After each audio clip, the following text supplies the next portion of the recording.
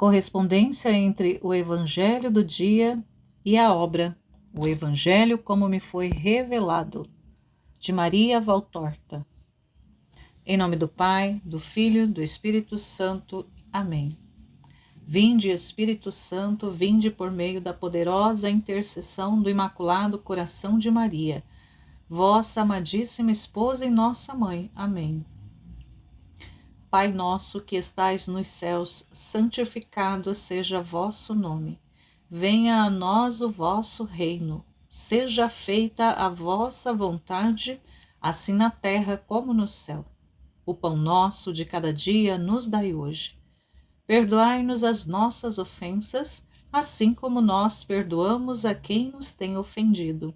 E não nos deixeis cair em tentação, mas livrai-nos do mal. Amém. 18º domingo do tempo comum, ano C. 3 de agosto de 2025.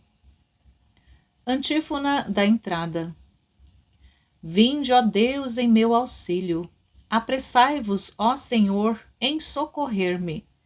Sois meu Deus libertador e meu auxílio. Não tardeis em socorrer-me, ó Senhor. Evangelho segundo São Lucas, capítulo 12, versículos do 13 ao 21.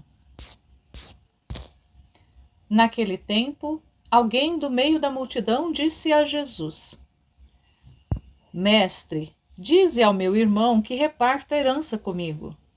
Jesus respondeu: Homem, quem me encarregou de julgar ou de dividir vossos bens? E disse-lhes: Atenção! Tomai cuidado contra todo tipo de ganância, porque mesmo que alguém tenha muitas coisas, a vida de um homem não consiste na abundância de bens. E contou-lhes uma parábola. A terra de um homem rico deu uma grande colheita. Ele pensava consigo mesmo: O que vou fazer? Não tenho onde guardar minha colheita. Então resolveu: Já sei o que fazer. Vou derrubar meus celeiros e fazer maiores. Neles vou guardar todo o meu trigo, junto com os meus bens.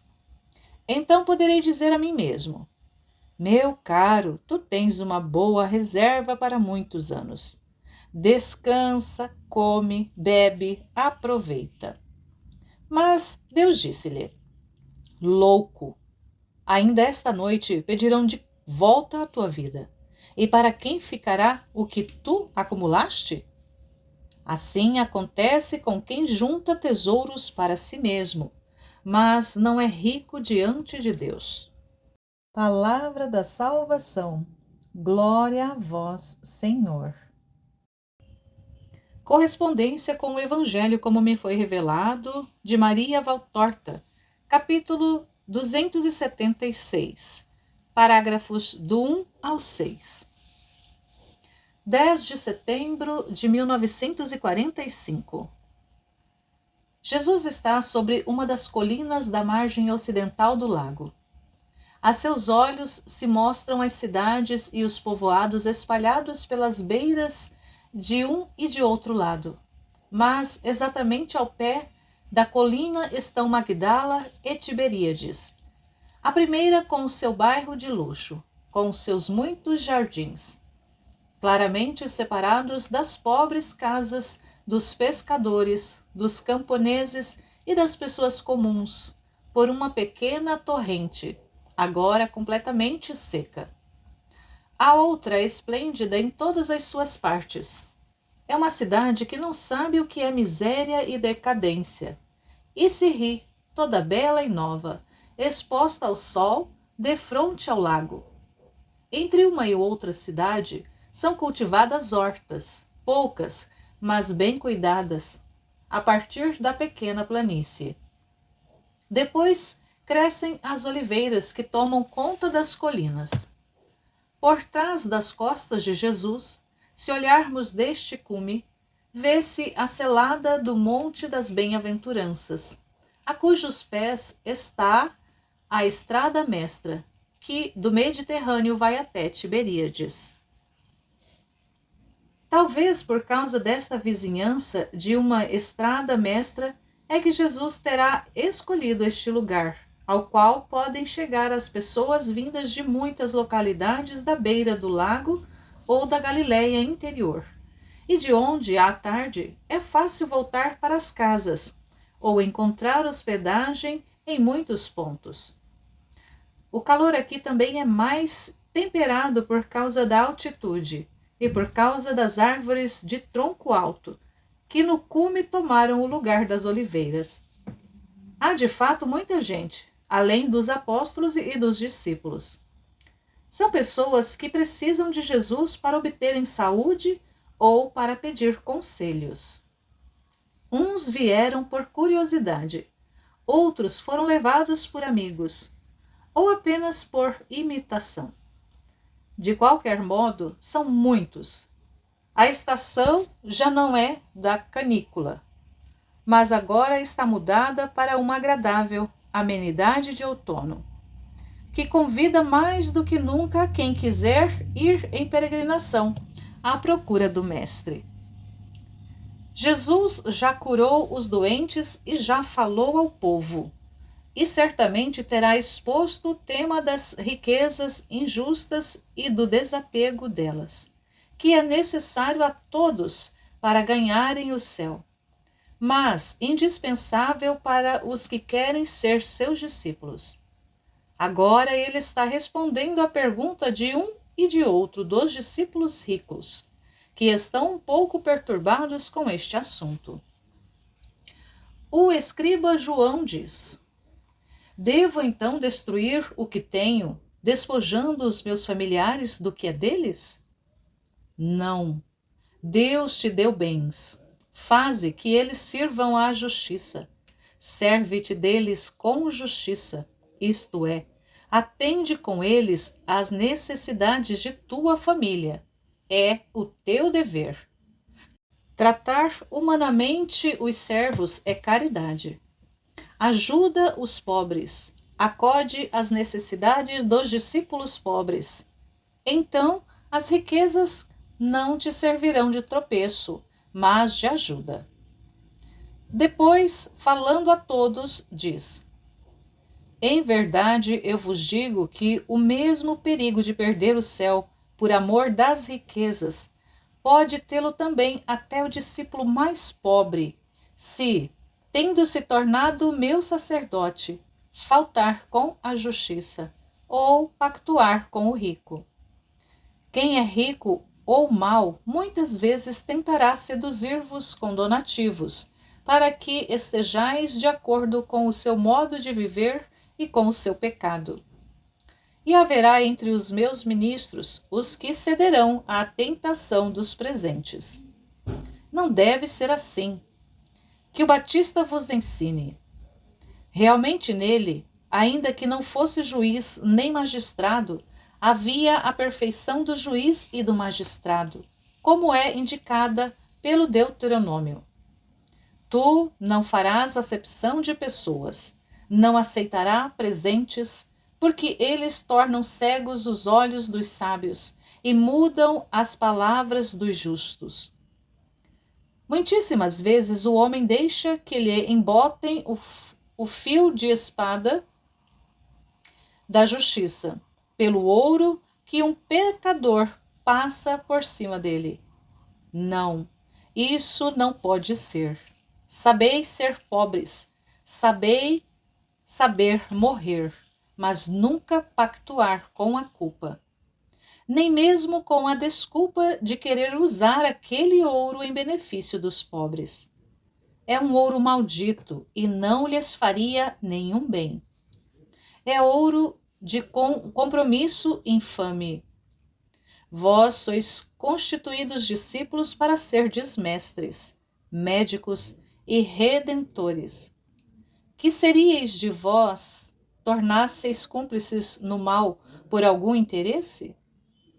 Mestres de uma ciência maligna, médicos que matam o doente, não redentores, mas colaboradores para a ruína dos corações. Um da multidão vem para a frente e diz: Eu não sou discípulo, mas eu te admiro. Responde então a esta minha pergunta: será permitido alguém ficar com o dinheiro de outro? Não, homem. Isso é furto igual ao praticado por aquele que tira da bolsa de quem vai passando. Mesmo quando o dinheiro é da família? Mesmo assim, não é justo que um se aproprie do dinheiro de todos os outros. Então, mestre, vai a Abel-Maim, na estrada de Damasco, e manda a meu irmão que reparta comigo a herança que nos deixou o nosso falecido pai, mas sem ter deixado nada por escrito. Ele a apanhou toda. Anota que nós somos gêmeos, nascidos do primeiro e único parto. Portanto, eu tenho os mesmos direitos que ele. Jesus olha para ele e lhe diz: é uma situação difícil e o teu irmão certamente não está agindo bem. Mas tudo o que eu posso fazer é rezar por ele, para que se converta, e ir ao teu povoado para evangelizar e tocar-lhe assim o coração. Não me será pesada a viagem, se eu puder restabelecer a paz entre vós. O homem irritado dispara: E que queres que eu faça com as tuas palavras? É preciso outra coisa, em vez de palavras neste caso. Mas não me disseste que mande ao teu irmão que... Mandar não é evangelizar. Mandar sempre se faz com ameaça. Ameaça-o, então, de ferir a pessoa dele, se não me der o que é meu. Tu podes fazer, assim como dás saúde, podes também dar doença. Homem, eu vim para converter, não para bater. Mas se tiveres fé nas minhas palavras, encontrarás paz. Que palavras? Eu te disse que rezarei por ti e por teu irmão, a fim de que fiques consolado e que ele se converta. Histórias, histórias. Eu não tenho a ingenuidade de crer nelas. Vem e manda. Jesus, que era manso e paciente, torna-se imponente e severo. Ele se endireita. Antes estava um pouco inclinado sobre o homenzinho corpulento e irado, e diz: Homem, quem foi que me constituiu juiz e árbitro entre vós? Ninguém. Mas para acabar com uma briga entre dois irmãos, eu estava disposto a ir exercer minha missão de pacificador e de redentor. E se tivesses crido nas minhas palavras quando voltasses para Abel-Maim, terias encontrado já convertido o teu irmão. Tu não sabes crer, e não terás o milagre. Tu, o primeiro a agarrar o tesouro, terias ficado com ele, deixando teu irmão sem uma parte dele. Porque, em verdade, assim como vós nascestes gêmeos, assim tendes também gêmeas as mesmas paixões. E tu, como teu irmão, só tendes um amor, o ouro, e só uma fé, o ouro. Fica então com a tua fé. Adeus. O homem vai-se embora, blasfemando e escandalizando a todos os que gostariam de vê-lo castigado. Mas Jesus se opõe a eles. Ele diz: Deixai que ele se vá, porque quereis sujar vossas mãos, batendo num irracional? Eu o perdoo porque é um possesso do demônio, do ouro que o seduz. Fazei assim também. Melhor é rezarmos por esse infeliz para que se torne um homem de alma bela pela liberdade. É verdade. Até no rosto ele ficou horrível pela sua cobiça. Tu viste? Perguntam um ao outro os discípulos e os que estavam presentes e se encontravam mais perto do avarento. É verdade, é verdade. Nem parecia mais aquele de antes. Sim, quando ele repeliu o mestre, pouco faltou para que batesse nele, enquanto o maldizia, e no rosto parecia um demônio. Um demônio tentador. Tentava o mestre para a maldade. Ouvi, de Jesus. Verdadeiramente, as alterações do espírito se fazem ver no rosto. É como se o demônio assomasse à superfície daquele seu possesso. Poucos são os que, sendo demônios, ou por atos ou por sua aparência, não deem sinais daquilo que são. E esses poucos são os perfeitos no mal, os perfeitamente perversos. O rosto do justo, ao contrário, é sempre belo, mesmo quando materialmente ele é deforme, e de uma beleza sobrenatural que se derrama do seu interior para o exterior. E não por medo de dizer, mas pela verdade dos fatos. Nós podemos observar nos que estão sem a impureza dos vícios um frescor até em suas carnes. A alma está em nós e presente em todas as nossas partes. Os maus cheiros de uma alma corrompida corrompem também as carnes, enquanto que os perfumes de uma alma pura preservam tudo. A alma corrompida impele a carne para os pecados obscenos e estes a tornam envelhecida e deformada. A alma pura impele a carne a uma vida pura. E isso conserva o frescor e comunica majestade. Fazei que em vós permaneça uma juventude pura de espírito e que ressurja, se já estiver perdida, e tomai cuidado para resguardar-vos de toda a cobiça, tanto da sensualidade como do poder. A vida do homem não depende da abundância dos bens que ele possui. Nem esta, nem muito menos a outra, a eterna, mas depende de sua maneira de viver. E com a vida, a felicidade desta terra e a do céu. Porque o viciado não é feliz, realmente feliz, enquanto que o virtuoso é sempre feliz, tem sempre alegria celestial, mesmo quando é pobre e sozinho. Nem a morte o impressiona, porque ele não tem culpa nem remorsos que o façam ter medo do encontro com Deus, e não tem saudades das coisas que deixa na terra. Ele sabe que no céu é que está o seu tesouro, e como alguém que vai pegar a herança que o espera, uma herança santa, ele vai alegre, bem disposto, ao encontro da morte, que lhe abre as portas do reino, onde está o seu tesouro. Formai logo o vosso tesouro, começai-o desde a juventude, vós que sois jovens. Trabalhai incansavelmente, vós anciãos que pela idade estáis jamais perto da morte.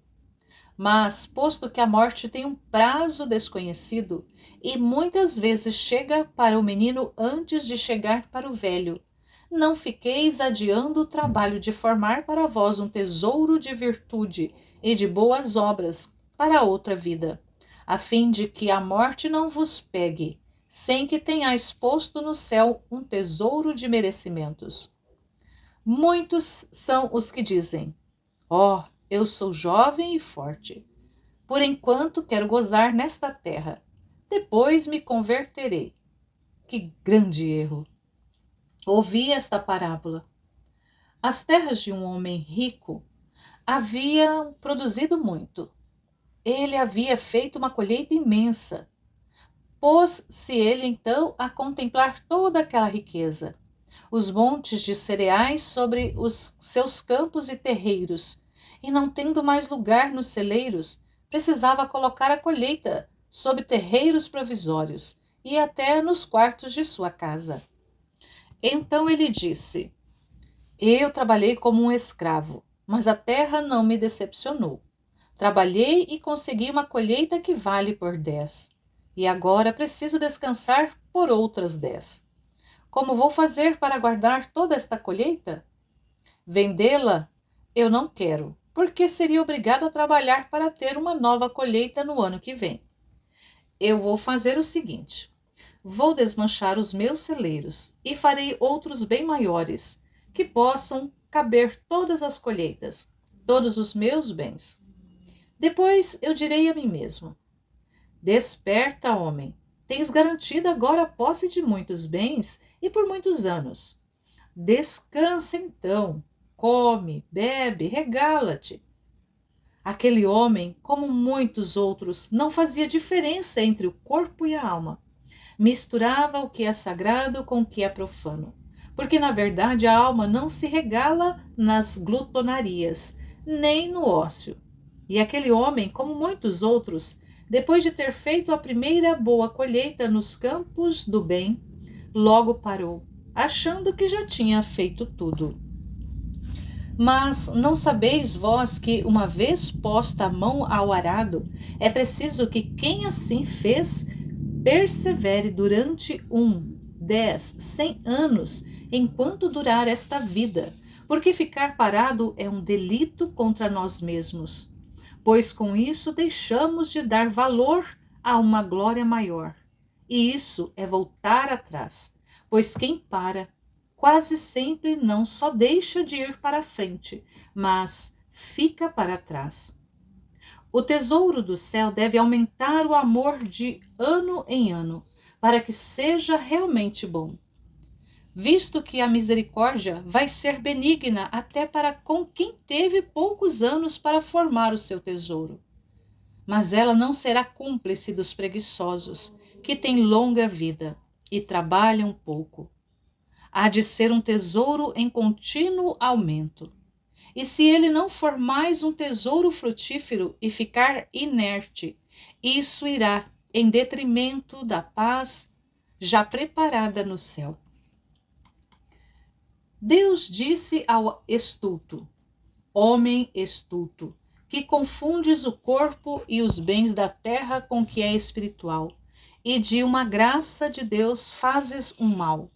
Fica sabendo que nesta mesma noite te será exigida tirada a tua alma, e o teu corpo jazerá em vida. Tudo o que acumulaste, de quem será? Pensas em levá-lo contigo? Não, tu ficarás como nu, sem teres as tuas colheitas terrenas, nem obras espirituais praticadas diante dos meus olhos, e assim serás pobre na outra vida. Melhor teria sido para ti se com tuas colheitas tivesses feito obras de misericórdia para com o próximo e para ti próprio. Porque, sendo misericordioso para com os outros, era para a tua alma que o estarias sendo. E em vez de nutrir pensamentos de ócio, devias exercer atividades das quais pudesses tirar honestas vantagens para o teu corpo e grandes méritos para a tua alma, até que eu te houvesse chamado. E o homem naquela noite morreu e foi severamente julgado. Em verdade, eu vos digo que assim acontece a quem ajunta tesouros para si e não se torna rico aos olhos de Deus. Agora ide e fazei um tesouro da doutrina que vos acaba de ser transmitida. A paz esteja convosco.